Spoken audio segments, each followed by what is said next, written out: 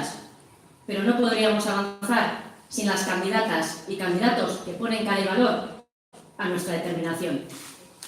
Eskerrik asko beraz, aurrera pausua eman duzuen guztioi.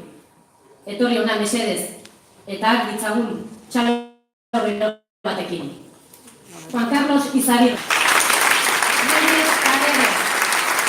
Aitor Ibero. Rosa Elizabeth. Esther Larrañaga.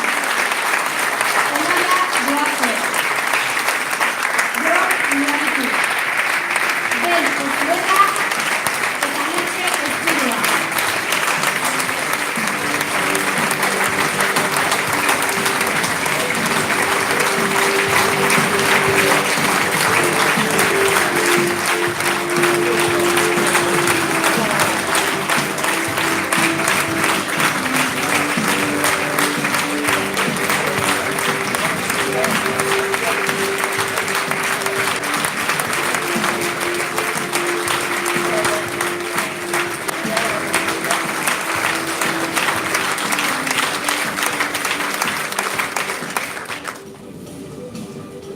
Orain, gure hautagaiari emango diotitza. Mertxe Aizpurua, mesedez.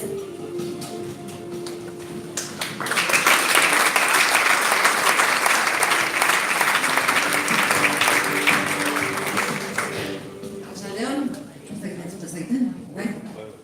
Arratsaldeon berriro. Ekitaldi hau Miramarren egingo zala esan zidatenean, oroimen batzuk etorri zitzaizkidan gogora. Azken finean, eraikinean, orain zorionez, herritarrei irekita dagoen eraikina, bere garaian frankismoaren ikur izan zen. Hori donostiarrek ongi dakite, gipuzkoarrek ere oso ongi dakiten zerbait da. Frankismoaren ikur, frankismoak zekarren guztiarekin. Horregatik aipu hau, merezi du egitea, ze involuzioaren haizeak gogor jotzen ari dira, aspaldi honetan. Europa eta Espainia beti datoz, baina haize hauek ez dira hain errez sartuko Euskal Herri honetan. Horregatik datozen bezala, erasoan. Baina jai dute, hemen ez dira inor jadanik. Gure herriak ez du atzera egin nahi, eta inolaz ere ez gara pasako beste denboretara eramango gaituen tunel horretatik. Euskal gizarteak aurrera egin nahi du, aurrera egingo dela esan du. Eta gaur egungo demokrazia eta gaur ditugun eskubideak eta askatasunak ez direla nahikoak ere esan du gizarte honek. Gipuzkoarrak eta Euskal Herritarrok aurrera egin nahi dugu, horrela hori delako bide bakarra hobeto bizi ahal izateko. Hori geldiaraztea da eskubiko hirukoaren helburua. Hemen, herri honetan, aurreko belaunaldiek egindako lan eskergari esker gauza asko eta asko egin dira.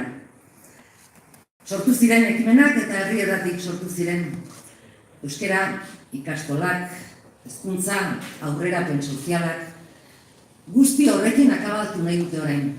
Herri egiten gaituen guzti horrekin akabatu nahi dute.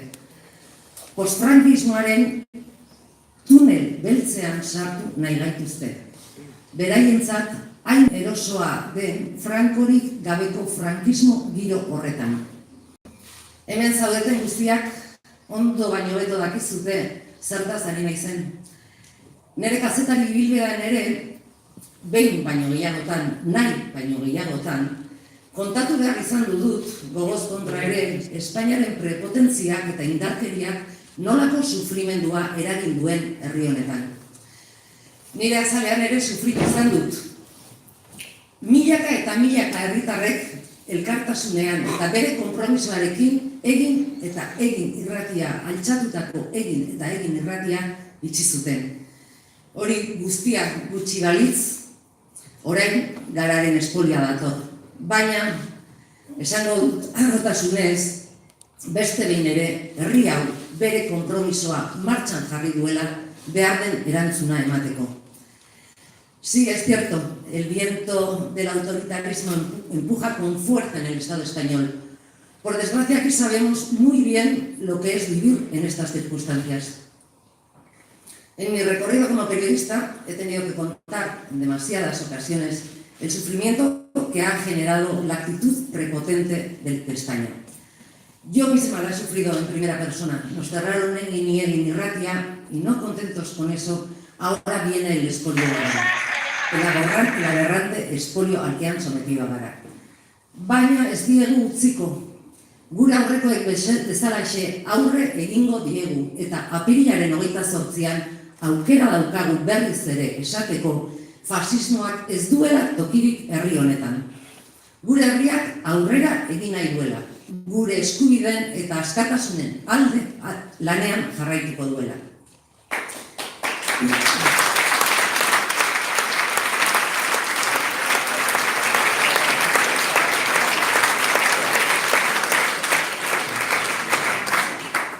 Este pueblo ha sabido superar las permanentes injusticias trabajando de manera conjunta en Auzolan. Y estoy segura de que el 28 de abril sabrá hacer lo mismo para poner freno a las derechas españolas. Y la única manera de hacerlo es depositando vuestro voto y nuestra confianza en la única opción que garantiza que este país va a avanzar en democracia, en derechos y en libertades. Y esa opción se llama EH Bildu, no hay otra. Sasoi ilun honi atea itxi eta etapa berri bati atea zabaltzeko aukera dugu apirilaren 28an. Herri honek ondo baino hobeto daki nola egin behar zaion aurre Espainialdetik datorkigun inboluzioari. Behin baino gehiagotan egitea tokatu zaigulako zoritxarrez. Baina ez dauka zalantzarik. Auzolanean konfiantzaz eta determinazioz egingo dugu. Horregatik, atzerakada antidemokratikoa aukeratzeko, gure herriaren etorkizunaren garantia den indar politikoa babesteko eskatzen dizuet, zuei guztiok. EH Bildu da herri honek aurrera egiteko berme bakarra. EH Bilduren botoak gainera ez dira eskubiari emango. Eskubiari ezetz emateko izango dira.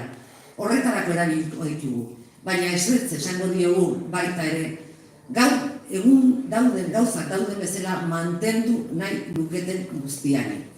Gaur eta hemen gauzak berdin jarraitzea esan nahi duelako atzera goazela. Eta hor gabiltza egun hauetan, Podemos eta PNV EH Bilduren boto harrapatu nahian. Eusko Alderdi Jeltzaleak bere joko malabaristan jarraitzen du, gauza bat esan eta beste egin. Gaur goizean, segun eta ze komunikabideen aurrean dagoen, autodeterminazio eskubideaz hitz egingo du. Arratsaldean berriz, segun eta ze komunikazioaren aurrean dagoen, beste zerbaitetaz hitz egingo du, esango du, eroso sentitzeko enkaje bat bildu behar dugula edo aurkitu behar dela Espainian. Podemos berriz, Euskal Herriaz kanpainan bakarrik hitz egiten du. Kanpaina bukatuko da eta amnesia sartuko zaie. 2 aldiz irabazi ditu hauteskundeak Espainian. Presoi buruz aurrerapenik batez. Autodeterminazio eskubideari buruz ezarrez ere. Beraz garbi dago. EH Bildu da hitzezkoa den bakarra. Esaten duguna egiten dugulako, gu bakarra gara. Eta hori horrela da konpromisoak mugitzen gaituelako. Eta ez beste zerk. Konpromiso honek herriarekin, herritarrekin eta euskal herriarekin lotzen gaitu. Ez dira ohiko hauteskundeak hauek, une berezia da bizi duguna. Etapa ilunari atea itxi eta beste etapa bat ireki behar dugu. Eta EH Bildu da berriro diot herri honek aurrera egiteko daukan aukera bakarra. Madrilera goaz, inor eta inoiz baino indartsuago gainera. Kataluniako erreterekin eta beste herrietako indarrekin batera, autodeterminazio eskubidea gauzatzeko, preso politiko deportatu eta errefuxiatuak etxera ekartzeko, murrizketa politiko eta sozialak geldiarazteko eta emakumeen eskubideak defendatzeko. Horretara goaz Madrilera.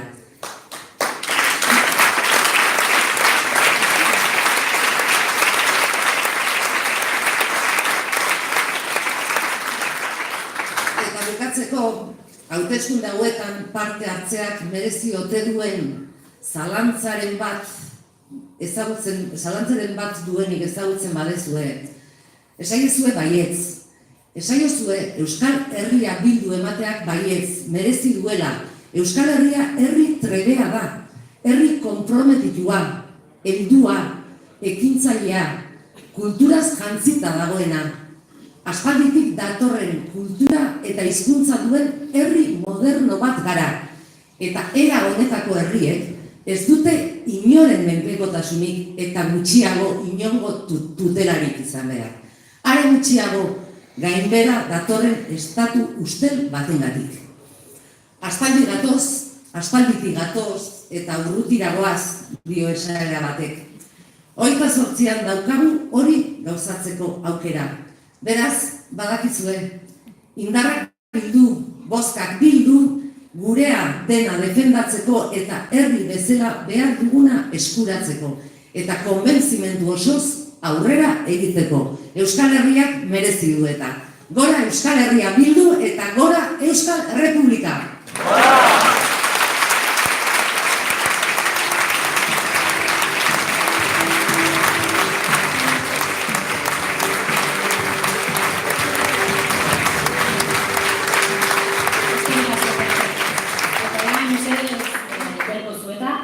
Nafarroko zerrendaburua,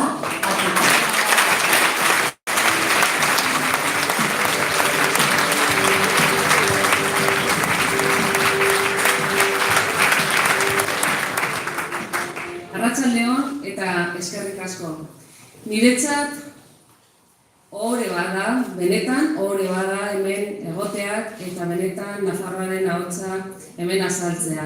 Eta ohore da baita ere ikusteak hemendik ikusten dudana. Esaten dizuezuei begiratzeko atzera eta ikusteko zer dagoen. Egin. Bai. Hau da herri guztietan errepikatzen ari dena. Eta hau da benetan sentitzen ari garenak. Hau da hemen Euskal Herrian ilusioa sortu dela Euskal Herria bildurekin. Eta hau probestu eta sortu eta landu egin behar dugu. Kanpaina hasi zenetik badirudi mundu bat pasa dela, baina oraindik lehenengo asteburuan gauden, eta ez gara oraindik ez da llegatu. Eta hala ere, oraindik ilusio berberarekin jarraitzen dut, eta nik esango nuke ez berberarekin, gehiagorekin ere. Ikusten ari dudana eta sentitzen ari dudana benetako ilusioa eta indarra ematen dit. Eta nekatuago nagola hori bai, dudari gabe, baina ilusio berritua. Herriz herri eta pertsona desberdinekin hitz eginda animo ugari jaso dut. Nafarroan erronka handia dugu, eskuin guztiek eskubide sozial eta politikoetan atzera pausoak eragin nahi dituztelako. Egoera injustuak mantendu baino, areagotu nahi dituztelako. Eta nik oso garbi dut injustiziaren kontra lanean eta borrokan jarraituko naizela. Bai Altsasun, bai Iruñan eta bai Madrilen ere. Ayer estuve hablando con los que han sido jóvenes rebeldes. Jóvenes rebeldes que han sido y que siguen siendo, no tengo duda, porque aquí también se mantiene la juventud. Las personas que han estado luchando por una sociedad más justa, por una sociedad más igualitaria, por una sociedad sin autoritarismo ni machismo. Ayer estuve con los y las pensionistas que todos los días pelean por una vida digna y que todos los lunes, al menos en Altsasu así lo estoy viendo y sé que en otros pueblos y ciudades de Euskal Herria también luchan por sus derechos. Admiro, no tengo duda y admiro, de verdad que me da muchísima envidia por la tenacidad y el coraje que están mostrando. Mujeres y hombres que tienen muy claro que hay que seguir en la pelea. Y cuando se plantea la rebeldía, la tenacidad en la juventud, yo os diría que lo que estoy viendo en hombres y mujeres que ya han cumplido años es para envidiar y para aprender. Nos están realizando una enseñanza de vida. A estas mismas personas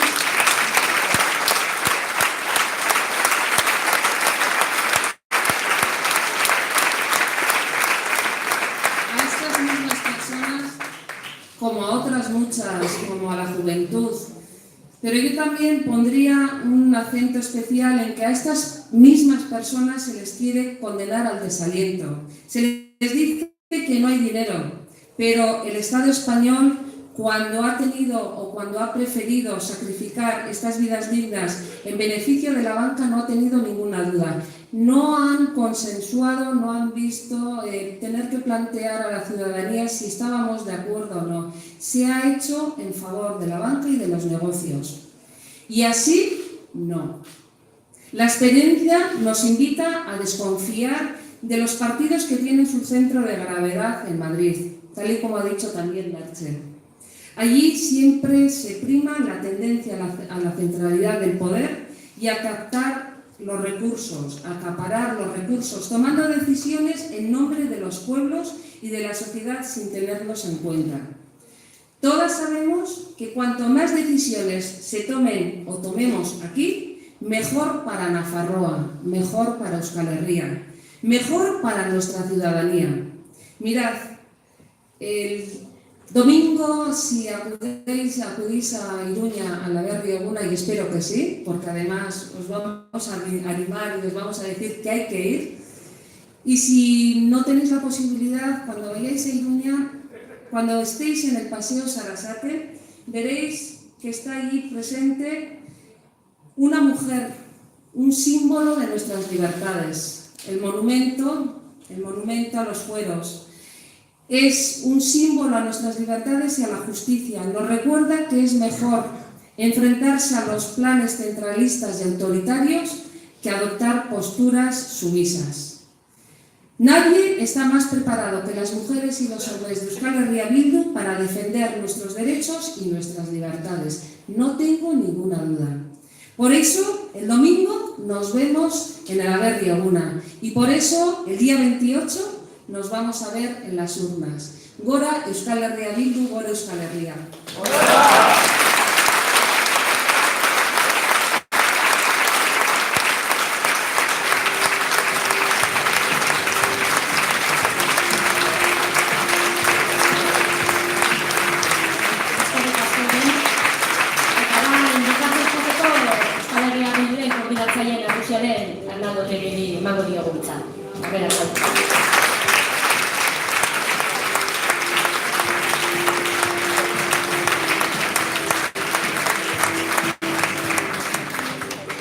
Arratsaldeon guztioi, egia esaten badizuet, eraikin honetara etorren izenean bi gauza etorri zaizkit burura. Bata marko inkonparablea dena, askori entzundako gaia, eta bigarrena lagun batek datu bat eman dit eta gogoratu nahiko nuke, 1922an Indar Errepublika zaleak eraikin hau espropiatu zuten eta herrirako eta herriarentzat planteatu zuten. Eta gogoratu nahi dut gauza bategatik zen eta sare sozialetan hain modan dauden sare sozial horretan askotan fascistek erantzuten diate esaten no es que no pasarán, ya pasamos. Eta egia da, pasatu zirela, baina pasatu baziren ere eta 40 urtetaz frankismoa sostengatu bazuten ere, gaur eraikin hau, Espainiar monarkiarena zen eraikin hau, herriarena da. Eta gaur hemen, ez daude bandera fascista, gaur hemen Ikurriña eta Nafar bandera daude. Beraz, pasatu ziren...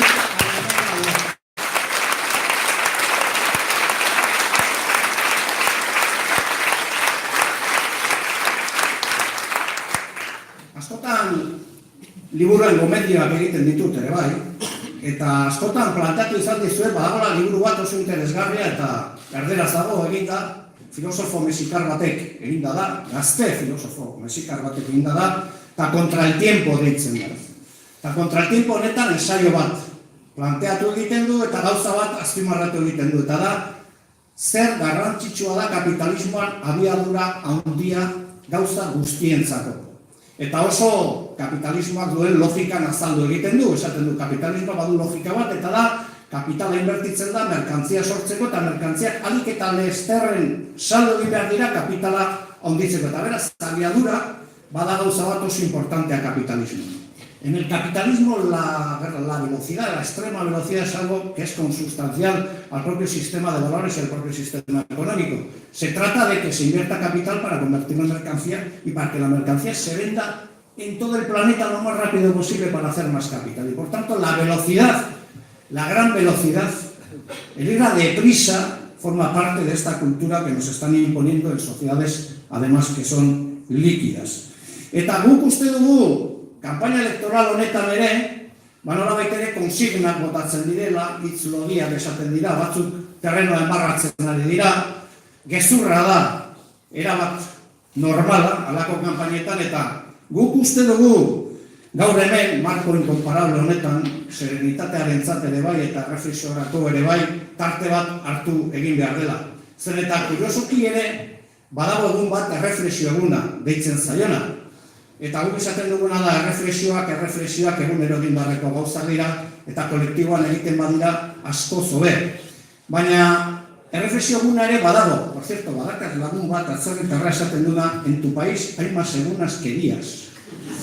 Eta kurioso baldin bada ere, zer pentsatuak ematen du honek. Beraz guk, erreflexio batzuk egiten ari gara kanpaina honetan ere bai, uste dugulako gauza badela konsigna bat botatzea, ero nolabait ere ahotsa altzatzea, ero terreno enbarratzea, eta beste gauza bada, nolabait ere jendearekin konpartitzea gauza nola dauden, eta zein dan bakoitzak arazoen aurrean planteatzen ditun errezetak eta terapiak.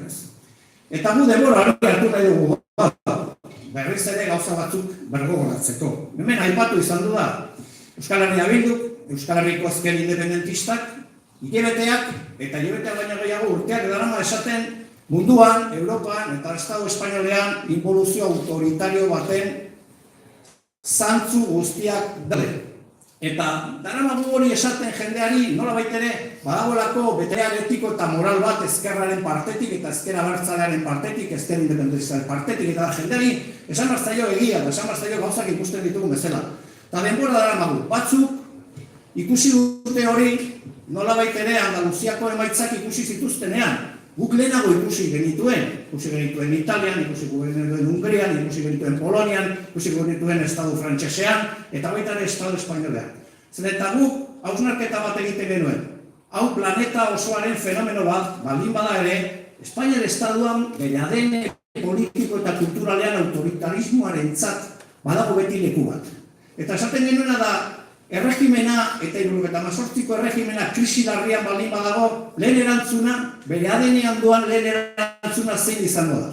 Autoritarismoa izango da. Eta horren advertentzia egiten genuen. Nosotras y nosotros teníamos claro y lo llevábamos insistiendo en todas las entrevistas, en las charlas, debatiendo con la gente, que el autoritarismo había venido para quedarse y que era una ola que iba a ir creciendo, no solo en el planeta y en Europa, sino también en el Estado español, porque en el ADN cultural y político del Estado español el autoritarismo siempre es la primera opción para hacer frente a los graves problemas de crisis de régimen que tiene. Y esta es una constante histórica que nosotros y nosotras no nos hemos inventado, que está ahí. Bueno, guk antizipazio lan bat egin genuen eta jendeari hori esan genuen. Jendeari esan genuen ere bai, kontuz, esaten dutelako krisi ekonomikoa gainditzen ari dela momentu honetan. Eta gainera euskal ekonomia, beti ere euskal esaten dutenean batzuk hiru probintzietan buruz hitz egiten dute, ez Nafarroari buruz, oso ongi doa. Eta ez dakit zenbat lanpostu sortzen dira, ez dute esaten ze baldintzetan. Eta guzti hori planteatzen zutenean guk esaten genuen. Kontuz, zantzuak badaude berriz ere beste krisi ekonomiko eta finantziero batetarako, zorraren krisi batetarako. Bueno, eta orain beste batzuk hasi dira esaten ere, nubarroiak ikusten direla horizontean, hau eta beste, eta guk honen inguruan advertentzia bat egiten genion jendea esaten genion. Hori badatu, eta neurriak hartu behar dira lehenago. Baina horrek badu ondorio bat oraindik ere larriagoa izan daitekena, eta da, imaginatu gurutzatzen direla autoritarismoaren igoera eta krisi ekonomiko berri bat Espainian, Estatuan eta Europan. Eta ikusi, horrek zer ondorio ekar ditzazken. Eta ondorio larriak izango dira. Larriak izango dira, gelditzen ez baditugu. Eta berriro ere esango dut, orain dela urte pila bat, 80 urte pasatu ziren. Baina 80 urte beran dago. Hemen daude, herria hemen dago, gure banderak hemen daude, gure liburuak hemen daude, gure diskursak hemen daude, eta beti jarraituko dute hemen egoten, berriz ere esango diogulako. Ezin esan zenuten, ezin dezute, eta ezingo dezute gurekin bukatu. Ez herri honekin, ez ezker independentistarekin.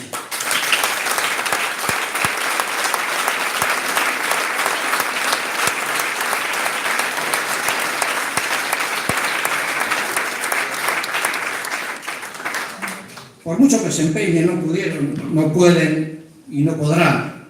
Eta lako krisi askori buruzko aipamenak egiten ditugu, aukera daukagunean. Horregatik esan dugu, mitin bat baino gehiago gaur, nola baitera reflexioen konpartitzea merezi duela. Lasaitasunarekin, serenitatearekin eta da. Krisi ekologikoari buruz hitz egiten dugu, krisi demokratikoari buruz hitz egiten dugu, hegemoniaren inguruko krisiari buruz hitz egiten dugu. Krisi askoren inguruan hitz egiten dugu, zibilizazio krisi baten horrean gaudelako. Eta horregaitik esaten dugu, Einsteinek esaten zuen, emaitza ezberdin bat nahi baldin baduzu, ez egin beti gauza bera. Hori esaten zuen. Einstein, que pasa por ser uno de los genios del siglo pasado, decía, si quieres un resultado diferente, no hagas siempre las mismas cosas. También defendía la economía socialista, cosa de la que seguramente no habéis seguro oído hablar. Pero Einstein dijo que para los males del capitalismo lo mejor era una economía planificada de estilo socialista. Esto seguramente no aparecerá en los libros de texto que estudiáis, aparecerá la teoría de la relatividad, pero Einstein sí, además de un genio, era de izquierdas. Y es normal, porque los genios tienen que ser de izquierdas.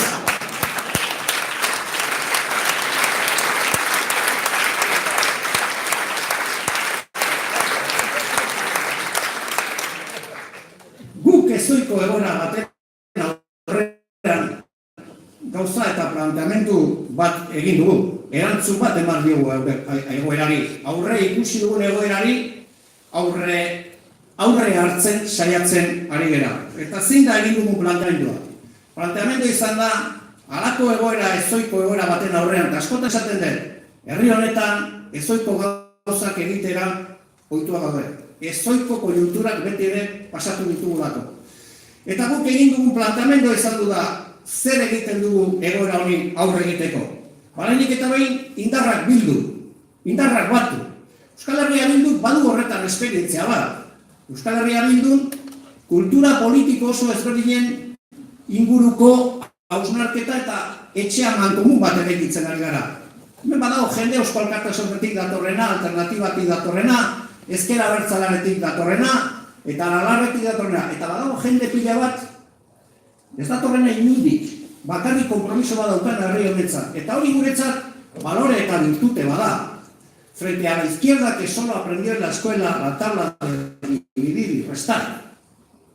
Estamos quienes pensamos que lo importante de aquellas lecciones era la tabla de sumar y de multiplicar.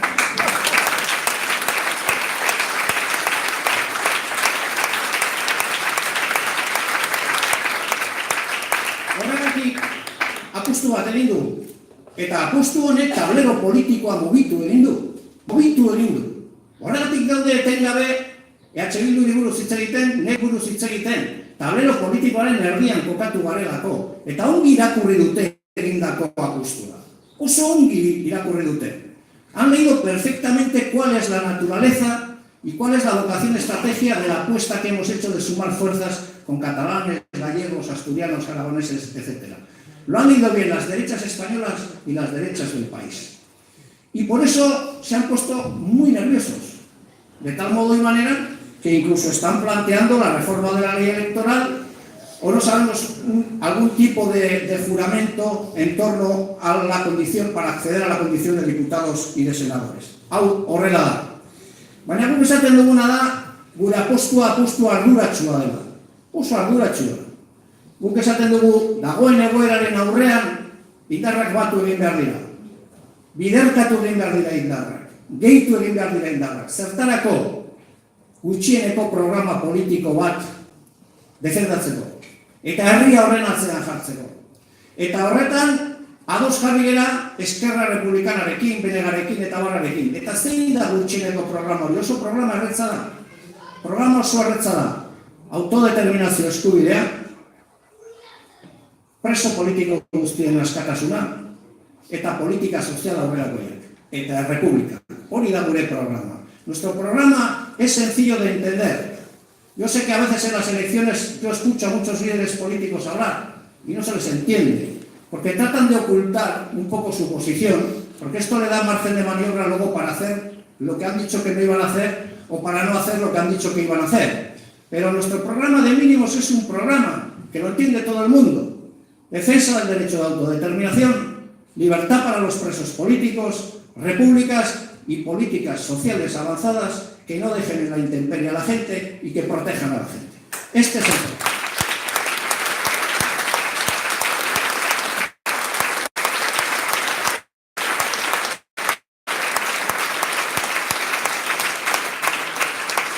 Eta guk abantailara daukagu. Zeren eta orain, botoaren utilidadearen eztabaidan ere mundu guztia kokatu dugu.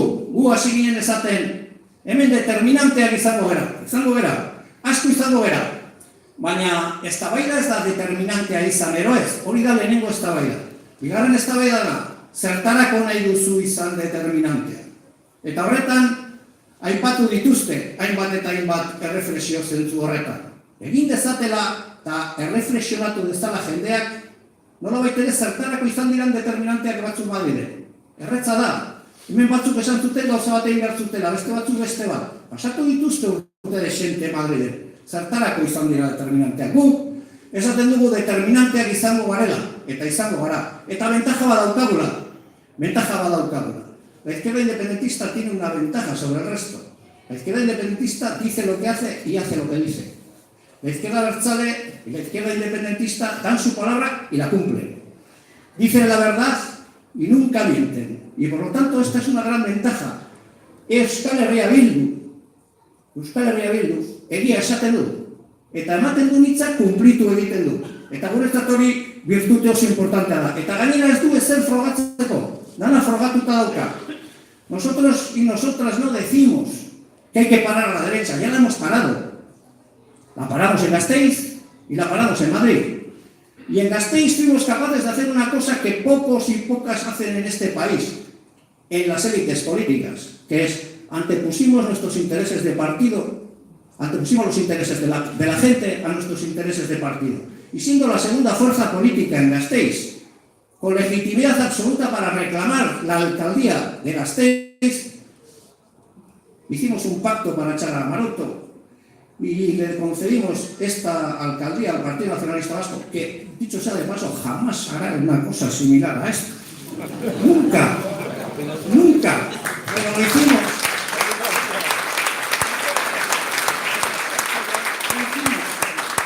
Somos responsables y dijimos, hay una prioridad aquí, desde un punto de vista internacional y desde un punto de vista de izquierdas y de la gente de Gasteiz, y es echar a Maroto de la alcaldía.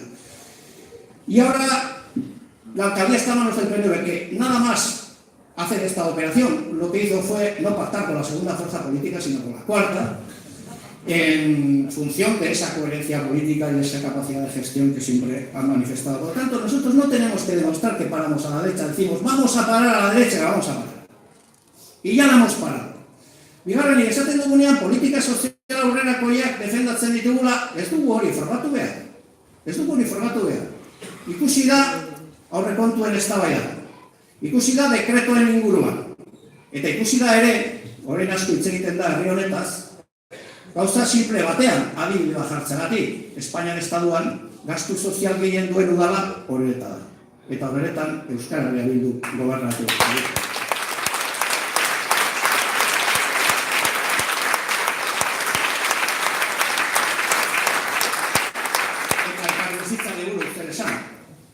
Nor ari da etengabean ekimenak hartzen herri honetan elkarbizitza sendoa egiteko.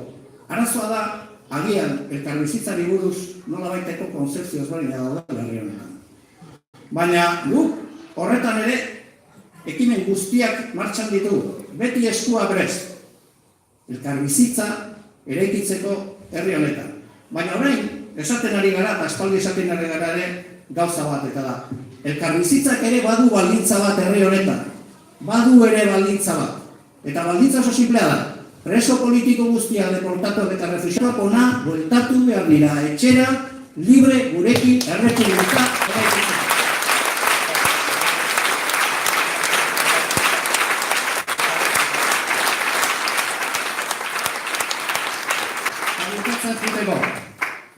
Guretzat arrazoi asko daude Euskal Herria Bildu bozkatzeko. Asko eta aipatzen ari gara, eta reflexio honetan konpartitzen ari gara.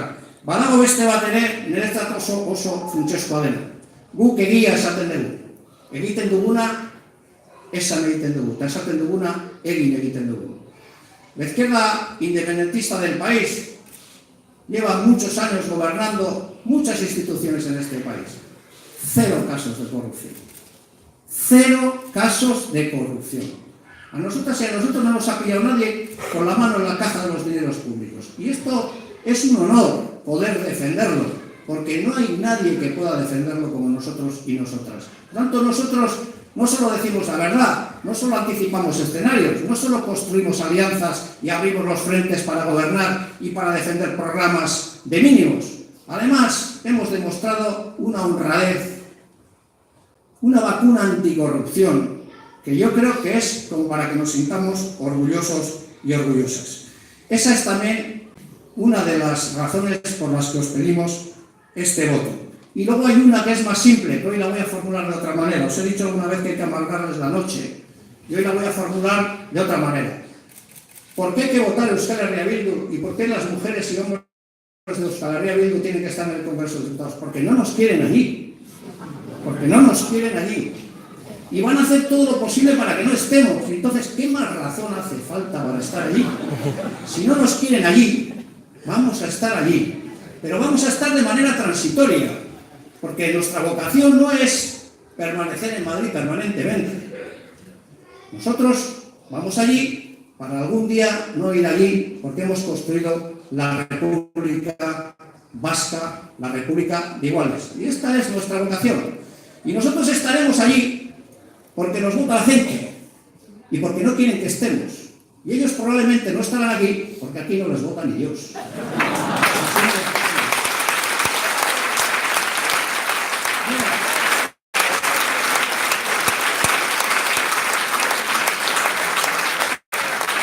Ánimo, lan egin, oso pozik gaude, belek esan duen bezala jendea mugitzen ari da, jendea pozik dago, kontent gaude, konfiantza osoa daukagu, badaukagu plan bat, badakigu zer nahi dugun, norekin egin nahi dugun, eta zertarako ari garen honetan.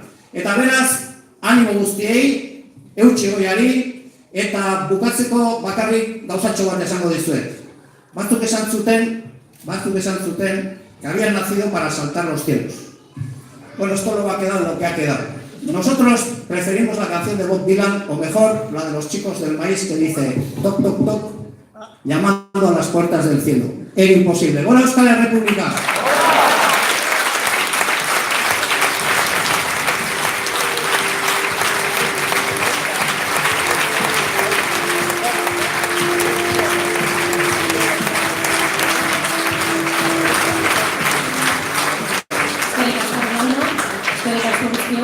Eta eskerrak eman nahi dizkizuet gaur hemen izan zareten guztioi.